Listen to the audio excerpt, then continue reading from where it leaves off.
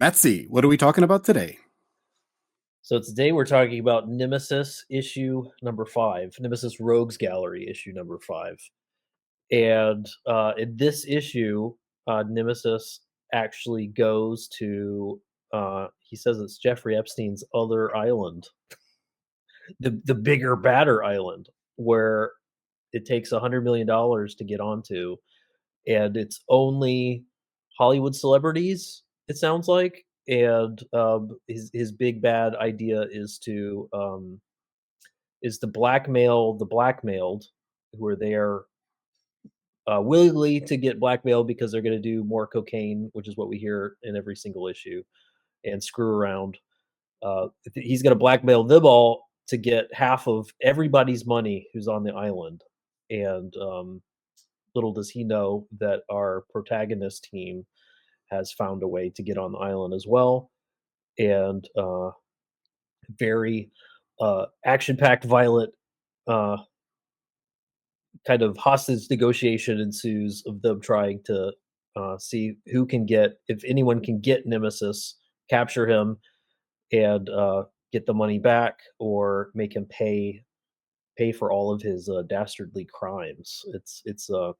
It's quite a thrill ride. It's in a lot of ways it's different from the previous issues. So that's the synopsis, guys. I hate this book. I hate this book. I hate this series. I hate this character. This rocketed to the top, near the top of my most hated comics of all time list. Right next to it now has a spot right under The Boys and Planetary as my most despised comics I have ever read.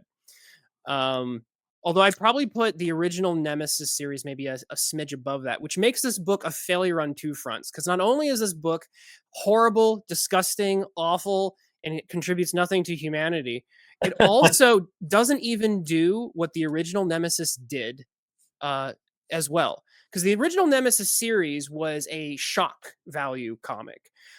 Spoiler alert, I mentioned this before, but the original Nemesis is about this evil anti-Batman who singles out good guys and tries to tear their lives apart. So he picks like a Catholic good cop guy, and he takes both of that guy's children, and he drugs them, and he makes an incest baby. So he takes the male child and he impregnates the female child. And then he says to the cop, what are you going to do? You're going to abort the baby? Ha ha ha. I've got you now, you Christian. It's so low shelf shock value horror. And it's just meant to turn your stomach. And there's no value to it. But at the very least, in terms of it being shock value, it's at least being like, oh, wow, I can't believe he did that. This book is just doesn't even hit those heights. It's just this evil, awful Batman character killing a bunch of people in a violent, pointless bloodbath, and including a bunch of people who are out to get revenge on him for the very reason that he has ruined their lives. At the very beginning of the series, remember, he blinds his own nurse. The guy who was nursing him back to health hasn't done anything wrong, blinds the guy. Of course, does that guy get does that guy get rewarded over the course of the story? What is that guy's character arc? His character arc is to be senselessly slaughtered so that Nemesis can feel, really awesome about himself, and then at the very end talk about how he's going to kill more people. So there are villains, and I say this all right. I like supervillains. Dr. Doom's my favorite superhero character. There are villains that we love to hate.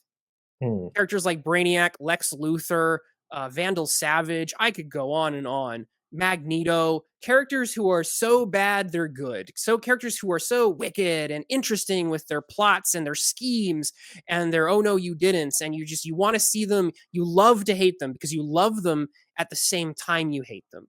There's things about them you admire, whether it's Dr. Doom's honor, Magneto's principles, I guess, Lex Luthor's commitment to humanity. There's usually something Shakespearean and tragic about supervillains that makes them somewhat likable. There's just this little turn that their Shakespearean tragic flaw that holds them back from actually being a hero. And that's something that lots of comics have explored. Nemesis is none of that. He's just evil Batman, and he's even more powerful than Batman ever is. He's like almost never caught off guard, almost never suffers a real defeat. He's just always on top, always getting more, and then he does it in an obnoxious way of just like, I'm just gonna effing kill you. I hate this so much. I hate it. I hate it. I hate it. It brings nothing of value to the table. Let's take a brief pause to hear from the awesome creators joining us today and find out what cool projects they're currently working on. Hey guys, if you love sword and sandal historical fiction with a healthy dose of ancient Roman and Egyptian fantasy mixed in, then check out Kyrie. We've got 450 pages printed so far, a fourth book on the way. Order your books today at curiecomic.com. Modern day, classic superhero storytelling. Get The Adventures of Omega Girl, issues 1 through 5, now on Indie Planet. Thank you to our awesome creators, and now back to the video. I just despise Tell this us what you comic. really think, Twitless. There's a lot to unpack there. Great. Yeah, as usual. But No, I think the force. you're right about the character motivations. He seems to be doing it for the lulz, as far as I can tell, which is it's an interesting take. It does make for a pretty shallow read. The one thing that you mentioned was that you put it down at the bottom of your list with the boys and planetary. That's a pretty exalted list. I might I hate those. venture a guess I hate those that our comics. list. I think our you list. like the boys, don't you? I think Yeah. our list might be inverted, and I hate those. I the hate those bottom comics. of yours might be Amazing. the top of mine. Those are disgusting, awful comics. I'm But sorry. yeah, I agree though that this particular run, Rogues Gallery, did drop the ball on the Nemesis brand, where, as you mentioned, it was shock value, and this one came off very tepid. This issue in particular, it was mostly a dialogue dump through most of the initial reading of it. The first, at least half of the book of meandering, senseless, pointless conversation. Mm. And then once you get to the meat of the story, he comes off pretty weak, to be quite honest. Like, he gets beat up really quickly, gets captured. And like, this is supposed to be this world's version of Batman. This guy's a wuss. And then the little plot twist there, where he's blackmailing all the billionaires with the most tame of sex tapes. Like, are all of these people politicians? Some of them have to be CEOs, and it's like, oh, you had extramarital affairs, and you were doing it doggy style to some woman. I don't know today anyway how much shock that carries, especially given what we know about the actual Epstein Island. He could have gone a little bit more on the Well, shock. he does a little and- bit. There's a fair bit of bestiality, and that's Well, implied. it comedic references to bovine, romance, like, spare me, please. Snuff films, and more. There's a lot there there's a lot of untapped potential there for a book that does tout its reputation on its shock potential. And then, of course, it was very predictable that he was going to kill off the sidekick Rookie at the end. But then again, he weakened the character. He made it sentimental. He said, "I'm doing it because I like you so much, and I have to kill you because I'm promised to do so by this dark lord who gave me back all my So power." that was Millar's attempt to channel a fraction of what Thanos channels in Infinity War. When Thanos kills a Gamora in order to get power to get the Soul Stone, that moment sold very well because the whole film has kind of led up to the idea that like he likes his daughter. They've planted that seed in Guardians of the Galaxy, my favorite daughter Gamora. And whether or not I'm not going to overpraise Avengers and Endgame, I will say they did sell the idea of Thanos being like, so when he says, "Oh, I'm sorry," and he's looking at Gamora with that loss, that look on his face. I think it sells it pretty well. Nemesis is trying to channel an ounce of that and fails utterly because they've not established these characters as having any real affinity for each other. They're just two douchebags who enjoy killing. And at the very end, he's like, "Well, I guess I kind of like you, so but I have to kill you." Wah, wah. That's exactly the point. Thanos is a tragic character, Yeah, yeah, and Nemesis is doing it for the lulls. So right. why on earth is he catching feelings about anything? Yeah, exactly. No, yeah, yeah. So that's I was reinforcing your point. I'm saying that Miller is trying and failing I see. to do. He's attempting to do that Thanos moment, but because he hasn't done any of the work to actually establish a real um, relationship that we would Three-dimensional character. or a relationship that we would at least be invested in, because you can have there are stories about psychopaths who are in love, and people get invested in those stories even if we don't like psychopaths. You can do that, but you would need something for us to be really truly invested in other than just lol kill people. And Miller is just so shallow with just these characters just being homicidal maniacs and just for the lulz just enjoying it, and us having no connection to that, so that when he finally says, "Oh, I actually really like you," we just go, "Huh?" So I just, yeah, I'm supporting your point. How about okay, so there's another cast of villains in this particular issue. It's the other people on the island. Hmm. And that I think I caught feelings for a second because I was thinking which of these teams do I want to see take down the people on Epstein Island 2.0? Right. And it was kind of interesting. I started there was like half a page where I was like, maybe I kind of want Nemesis to ruin these people because he's so horrible. He actually could pull it off. So my And issue, that was just kind of that was a nice. I just want to underscore that I think yeah, through several issues where we felt like things they were plot details or scenarios that just felt maybe undercooked, and we wanted like it was the story itself was impressed with what it thought was originality or something that felt like it was a good hook, and it wasn't. I feel like Epstein's other island kind of felt like another it actually felt like a hook that sort of worked, that made me think like as again like indulgent in a very negative sense is this whole comic series, this run is. Like that felt relevant enough to me to make me care at least more than the previous issues. Like who was gonna like whether or not Nemesis was gonna win, which I think that's the point of this is to be like really awful and weird, but actually sometimes you're rooting for him. I don't know. I rooted for him for half a page. You can call me a sitter, I guess. all right. So let me prompt you a little further on it with a question. Yeah. Knowing what I just told you about what Nemesis started off doing, Yeah. how could a world where Nemesis is on top, how could that be any better than a world where these Epstein elites are in charge? In fact, like I said, and that's again where my problem is the fact that Definitely, a world run by Nemesis, which is actually the pitch at the end of this, and by gosh, I am not reading it. But Nemesis's yeah. Really end dark. pitch Yeah. is that I want to control. I'm going to rule the world, guys. And I'm like, a world run by Nemesis would be far worse than anything we could ever get from Yeah. the Epstein Logically. elites. Yeah, Logically, absolutely. But when you're embedded in the narrative, I we just only you're have taken that. along for the ride of the story, the roller coaster. I feel like at some I think this delivered slightly better than the previous issues in terms of making you kind of embody certain scenarios and kind of, you know, connect with certain main characters of this where maybe we were just merely repulsed in previous issues. We, Were you not like I don't know, seeing things through Nibus's eyes just a little bit and just maybe not. I think the only time I saw it that way is because of like real life lore, right?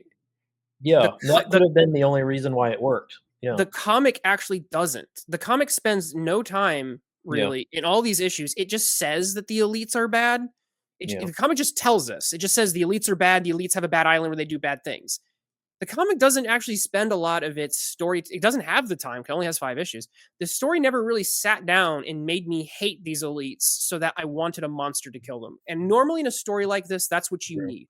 You need to establish, you need to spend some time making the monsters more monstrous than Nemesis himself. That's one thing the boys, I hate the boys, but one thing the boys did that is effective is that Garth Ennis spent the story pages and burned into our minds the images of the sexual abuse that these superheroes plague upon humanity. And because we recoil at that, we are then more accepting of this, the boys coming in and putting the boot to the head. This story doesn't do that. It just says, oh, it's Epstein's Island. And because I read the news, I'm supposed to know what that is. And then he goes and he kills all the elites on Epstein's Island. It's my real life experience that tells me that, which means in 10 years when no one remembers who Epstein is anymore, like this comics it's cheap, it's a borrowing from the headlines. It's got a shelf life. It's South Park. Not only that, it gave Nemesis a semi-heroic arc, which I kind of didn't want to see either. I mean, he should have just gone to a charity function and, slaughtered a bunch of like well-meaning do-gooders horribly in some like brutal, sadistic fashion. Like, it's got to stay within character. And this last issue was really strongly out of, even within this one series, the 5 issues here, strongly out of character. So kind of disappointed how it all wrapped up. Final takes, guys. Matt C, what do you have to say? I think there was something here that got me thinking a bit more and appreciating. I think what Nemesis with this particular run is trying to do to us as a reader. Like I think I got some clarity on it because for the first time, I think I really kind of was taken more for a ride, and I think I had some positive things to say about that particular ride for this one. So I think it came into clearer resolution for this one, and I could see why do Nemesis and why tell a story with Nemesis as the main character. So just like stepping back and appreciating that someone has a particular point to doing this. I could see it. I think I can understand it, and I think I appreciated some of those key aspects. There was something different here. Maybe it's something that I don't know if it takes other issues for us to talk more about it if we are going to read more. But there was something here. There was some additional spice. I don't know if it was just borrowing from the headlines. It might have been. Maybe it was just a jungle. I don't know. Maybe it was just a scene change. There's something here that just felt like I was getting slightly more than previous ones, and I appreciated again the clarity in the storytelling. Again, could just be from borrowing stuff, and the action I actually believed in and cared about. We didn't talk about that too much, but yeah, I feel like this felt like this is the point. So we finally found it in issue 5 when we didn't quite get it in the earlier ones. Twitless, final thought. I don't even like the art in this one. Valerio Giangiardino is, I don't know, I'm not gonna say he's phoning it in, but there's a page where all the characters like have the exact same expression. And it's not just, they have the same expression that's drawn. It's clear that it's like they have the same exact expression that's almost been like cut and paste from a 3D model. And they're all it is.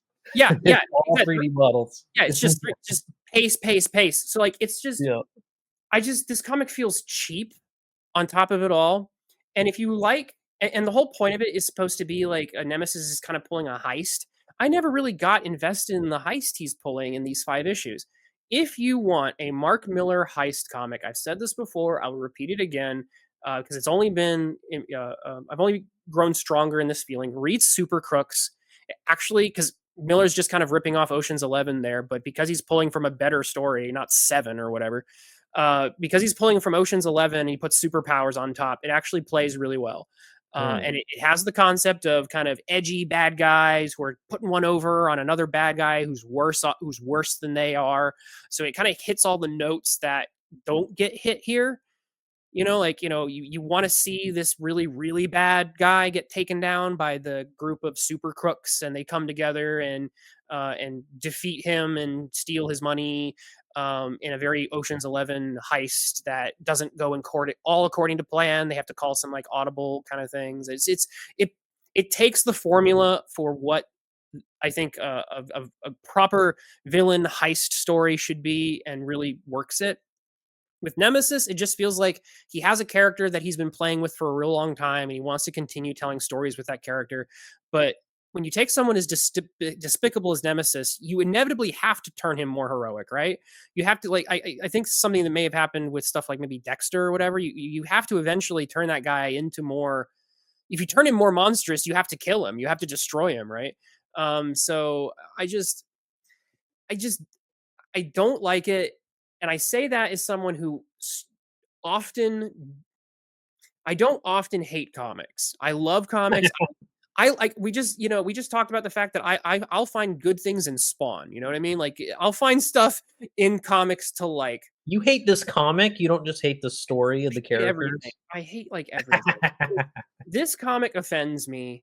And I think the things I'm starting to learn. So this comic has started to teach me about where my lines are, right? And I think my lines are there's a certain line of cynicism and I don't know, inauthenticity, right? Because it's so cheap on the one hand, and on the other hand, it's just so ironically cynical, and I can't stand that. I would just rather read a straightforward superhero story or a straightforward edgelord story. I just can't take this perspective, and it's very British, and that's the other thing I can't stand. So, give me a good old American who just gives me spikes and punching things. I will take that over whatever the hell this is. Like Spawn. Yeah. Thank you very much for checking out the video. Subscribe, like, and stay tuned for more.